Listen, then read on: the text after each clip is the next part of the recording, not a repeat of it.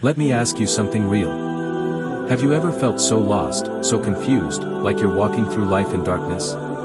You're trying, but nothing brings peace. Smiling outside, broken inside. But what if that darkness isn't your problem? What if it's a lack of light? The light of guidance.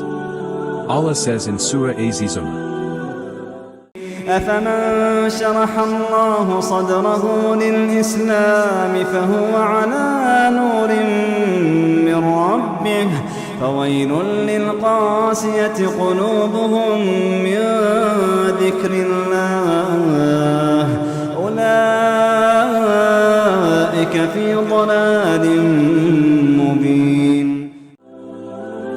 Can the misguided be like those whose hearts Allah has opened to Islam, so they are enlightened by their Lord? So woe to those whose hearts are hardened at the remembrance of Allah. It is they who are clearly astray.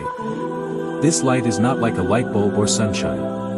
It's a light in your soul. It shows you right from wrong, keeps you calm when life shakes you, and pulls you toward goodness even when you slip. But here's the warning. Woe to those whose hearts are hardened against the remembrance of Allah. That means missing Salah without regret, scrolling endlessly but not opening the Quran, living without pausing to remember your Creator. A hard heart can't reflect light. It's like a mirror covered in dust. So if your heart feels heavy today, don't panic. Don't run away. Just start remembering Allah, because His light will soften your heart and guide you back to peace, step by step.